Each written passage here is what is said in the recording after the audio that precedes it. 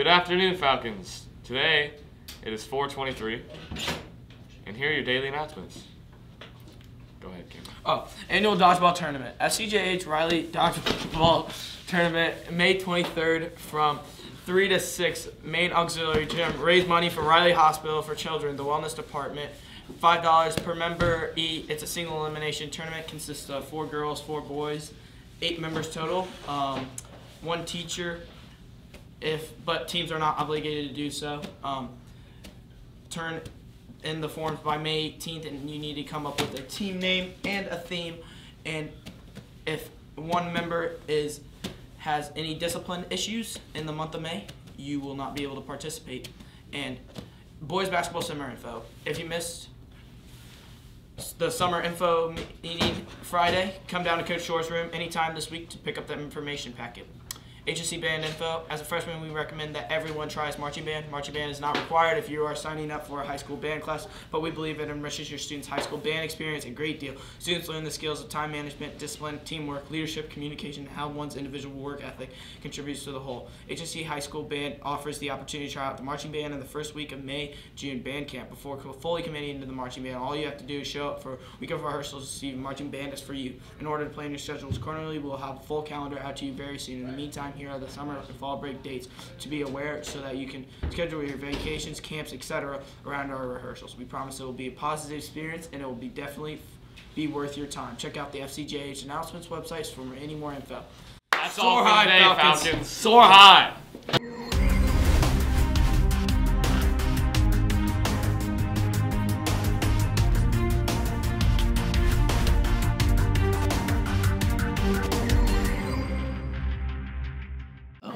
I'm here with Student of the Week, Christian Ray, and we're going to be asking him some questions today. What is your favorite class? Either tech ed or wellness. What's your favorite teacher? I'd have to say Mr. Shore. What's your favorite color? Blue. What's something you like to do outside of school? Fortnite. A lot. Do you like any sports, and if so, what sport do you like to play? Basketball is probably my favorite sport. Play it a lot. All right. Fortnite Thanks. was the wrong answer. How's that the wrong answer? The wrong answer. What would you say your spirit animal is? No, I'm not. Yes. I don't. You're like a peacock. What is your zodiac sign? Are you interested in tarot cards? I'm going to give you 3 different animals. Which one would you say you're most like? You ready? Yeah. A kangaroo, a baby chicken, or a small antelope?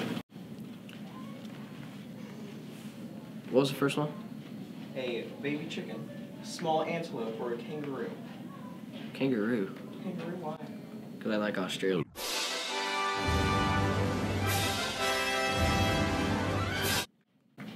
Kangaroos live in Australia. Alright, mate. Hey, you can go there. You're good. Yeah, we can check that camera thing. I can't be original.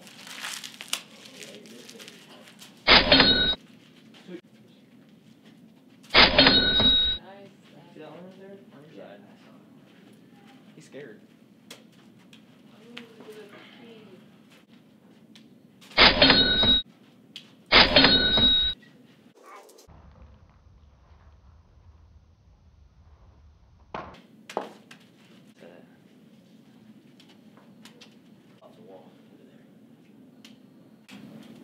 You gotta be good to go look at the shot first.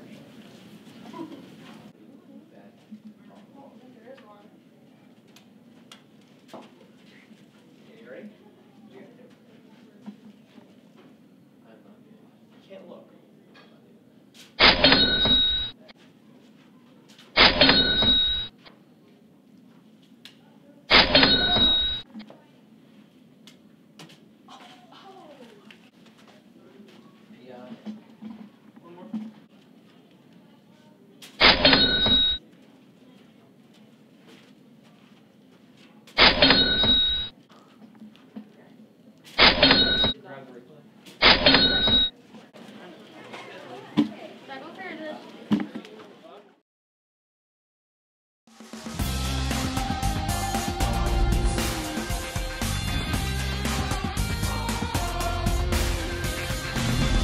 Now that spring is here and many students are getting dress coded by teachers and administrators, could you explain the reasoning behind the dress code and what we have, and explain exactly what our dress code rules are?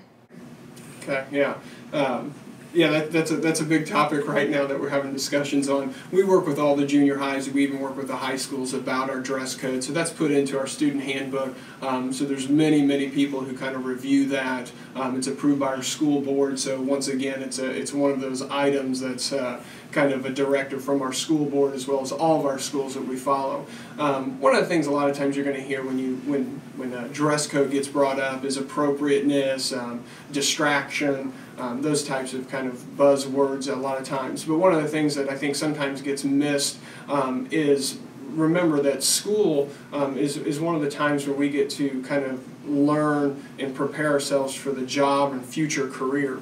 And so that's one of the things that actually the dress codes for is to kind of help understand and identify the appropriateness for that job and that future career. So it's not just about creativity or what students would like to wear while here. It's more of what are we going to need to look and how are we going to present ourselves on that career, on that job when we leave these schools. Once we move to high school, once we move past that. And so that's one of the things that we're trying to do with that is really just teach students of the appropriateness of attire on the job and in the future career.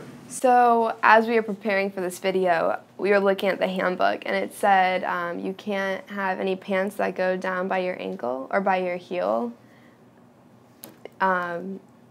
So what's the reasoning behind that? One of the buzz terms could, with that, I mentioned some of the other ones. Safety is also another one.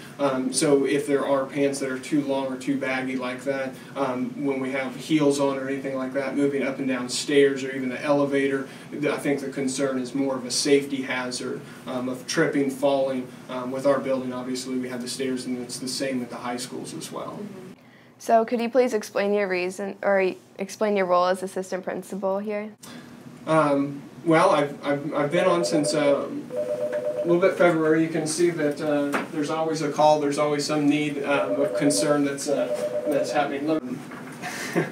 So usually I'm still finding that a big part of my role here is the discipline portion and just kind of helping students along that kind of process, but also just the logistics of the building, fire drills. I work closely with guidance as well as our principal, Miss Lippy, and just kind of helping out where we best see kind of the need for our students and what's best for our students and staff, and kind of being successful from day to day.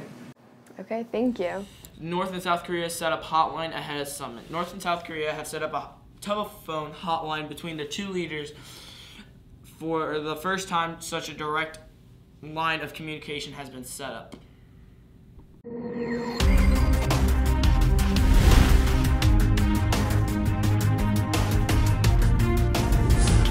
The first thing of three things that you need to know is the Colts' 2018 regular season schedule has come out today, and their first game will be on September 9th against the Cincinnati Bengals. Alabama executes Walter Moody, who is currently 83, making him the oldest person in modern era to get executed. The leader of North Korea, Kim Jong-un, is planning to meet with President Donald Trump in the near future. Leave me here, you were never good enough. Won't change a thing now, there was never trust. Don't you say a word, 'cause I've heard it.